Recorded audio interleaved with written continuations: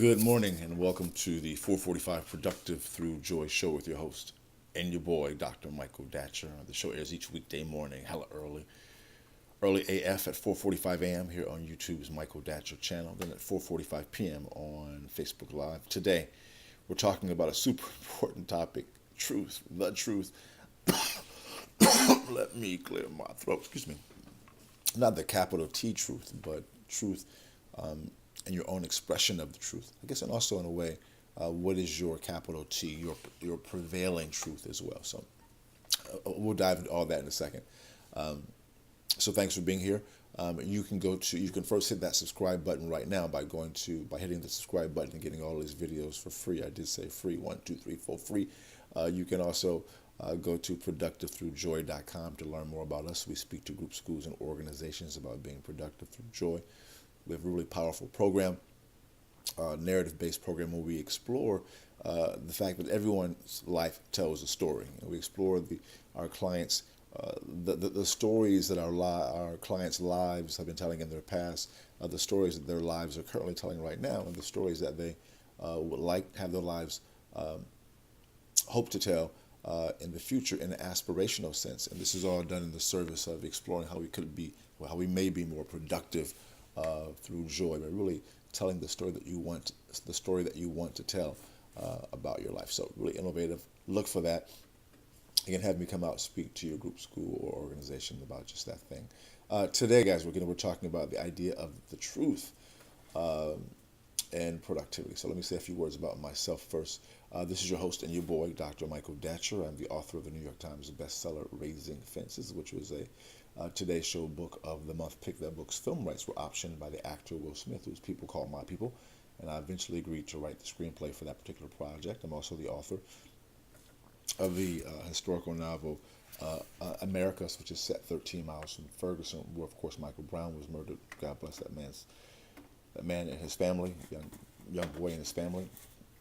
I'm also that book interrogates the intersection between race and violence in America, which is the thing we're going through right now. Again, I am also the board president of the World Stage, a literary and jazz venue here in Los Angeles, 501c3 nonprofit, amazing here in the South LA Crenshaw District. You can go to the World Stage to learn more about that organization. 7 days a week of amazing programming, jazz workshops, writing workshops, live jazz performances, poetry performances. I mean, just a whole cavalcade of extraordinary offerings, all priced for the neighborhood.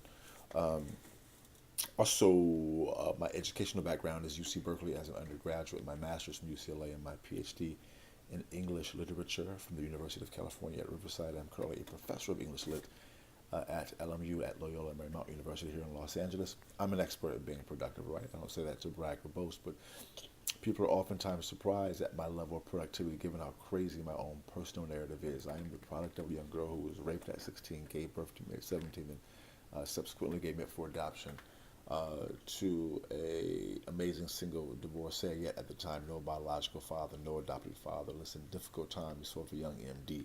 Yet as Cool Modi famously said, how you like me now? And if I can be this productive through joy, I know many of us who are watching the show can be equally productive. So thanks for being here. Let's dive into today's topic. So today we're talking about the truth, all right? Let's dive in. Point one is that you want to know that there is truth, right? So, Nietzsche famously said, God is dead and that there is no truth, right?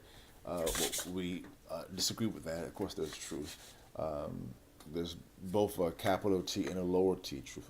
You can imagine the lower T truth as your own expression of your most authentic self, right? Authenticity, I cannot overstate the import of authenticity, being your truest self, right? And we can imagine the larger T truth as kind of what I would say, the idea that there's something larger than us, right? So my friends who are physicists would call it simply energy, which has been here and has always been here, which cannot be created or destroyed. It just simply changes forms. My folks who believe in God or spirit say the same thing about God or spirit. God has always been here. God just is. God has not been created, cannot be created or destroyed. God just is, and God just changes forms, right? So we can imagine that those understandings of the large capital T truth. So in the lower T truth, in terms of your own expression of your own particular truth, that can be translated as authenticity. You want to be your most authentic self. That's point one. You want to really think about that. Well, point two is how do you get to that level of authenticity, right?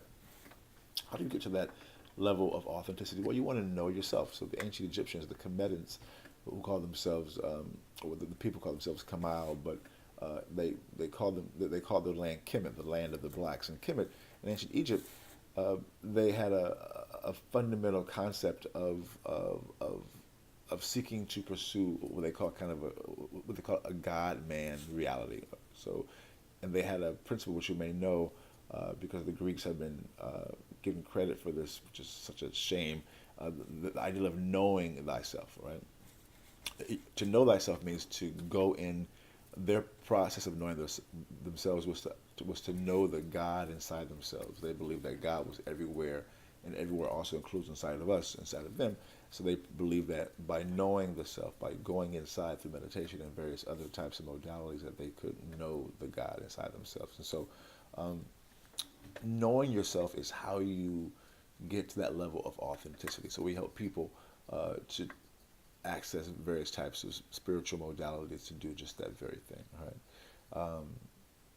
Meditation, yoga, Pilates, running. There's many types of ways you can work on knowing the self. Reading, prayer. There's many ways to go inside. So, and that's critical because once you can begin to become your most authentic self, you're going to attract people who want to be around you. I've traveled quite a bit, and wherever you go, people embrace authenticity. They just do.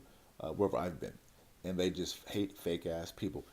In YouTube land, if you just love fake ass people, just raise your hand right now. I don't see a damn hand out there, right? People do not like fake ass people. They just don't like those people. It's just, it doesn't feel good to be around people who are fake, right?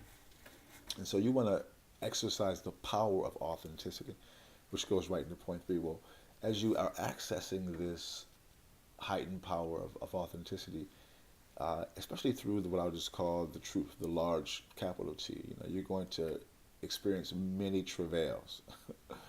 If you know this show, I've been sharing for a while now about a series of extraordinary events that I've been going through, which have involved basically people lying on me, misrepresenting me.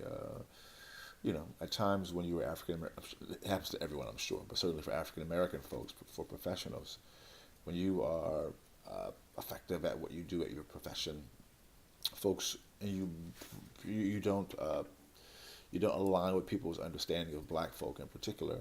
People respond in really irrational, crazy ways, right? And it isn't just non-black folk; it can be folk around you who are African American as well. So I've been experiencing lately people just lying, right? And here's the tough part: the lies have been winning. When you think, as part of this work, you want to be able to trust spirit, trust God, tell the truth, live the truth. You want to live this stuff out, and you believe in it, right? You know that in the long run, that the truth, because God is the truth. In the long run, truth wins, love wins, because love and God, that is love and truth. That is what God is, literally, that energy of love and truth. But in the short run, when that does not happen, man, it's rough. So I've been going through a really challenging period of where I have told the truth, lived the truth, done the right thing, and other people literally have been lying on me like they was tired, and those lies have won the day. It's really extraordinary. And so when that happens, because it happens to many people, right, who live this type of lifestyle, you're really trying to live the right way. The thing is, you have to hold on and know that in the long run, that the truth, that love, that justice is going to prevail, right? It's the trusting in the truth that is going to win, because literally truth, love, justice, those things, that is what actually God is. And when you are on the side of God, of spirit, of the primordial energy, you gonna win. Boom! Goes the dynamite. That's it for today's show. Thanks for being here. We air each weekday morning, hella early at 4:45 a.m. and 4:45 p.m. See you soon. Thanks for being here. Deuces.